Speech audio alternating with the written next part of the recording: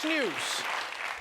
It's the #1 cable news network in America, and probably the last thing your grandpa saw before he died. And right now, Fox News is at the center of a big debate among Democrats who are running for president.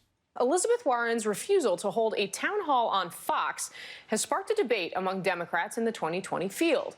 To Fox or not to Fox? The Democratic National Committee say it's not something Democrats should do because by going on Fox, Democrats are just helping this network that vilifies them every day nonstop. Fox News is a hate-for-profit racket. I'll talk to Fox News reporters, but what I'm not going to do is give them a full hour of my time so they can raise money and they can raise credibility off it.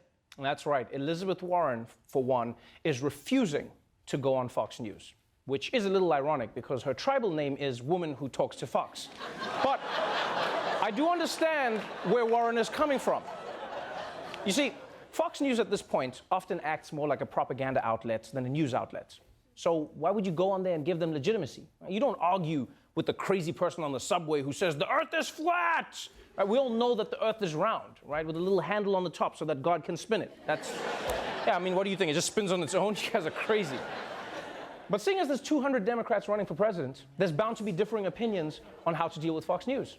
Right? While Elizabeth Warren and Kamala Harris are avoiding Fox News like cooties, Bernie Sanders, Vermont senator and guy who uses a Walgreens bag as a briefcase, has gone for a different approach. He went on Fox and held an hour-long town hall. Millions of people every single year lose their health insurance. Now, what we're talking about actually is stability.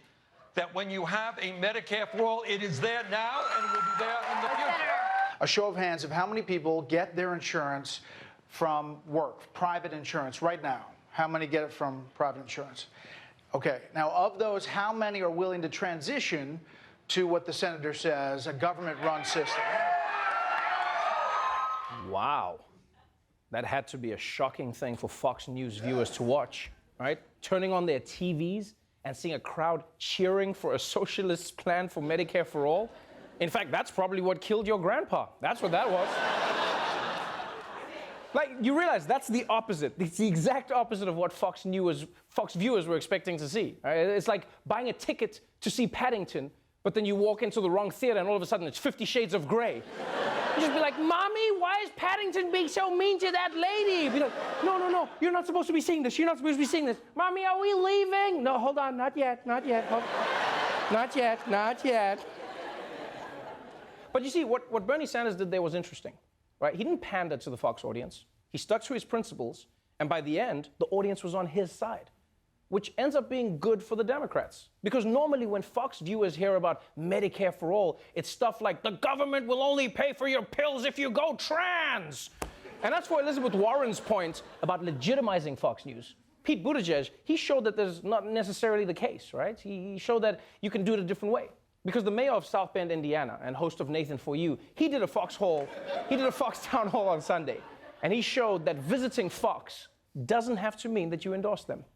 You know, a lot of folks in my party were critical of me for even doing this with Fox News. I mean, when you got Tucker Carlson saying that immigrants make America dirty, when you've got Laura Ingraham comparing detention centers with children in cages to summer camps, then there is a reason why anybody has to swallow hard and think twice before participating in this media ecosystem. But I also believe that there are a lot of Americans who my party can't blame if they are ignoring our message, because they will never hear it if we don't go on and talk about it. I hope you'll join me in making sure that that next era is better than any that we've had so far.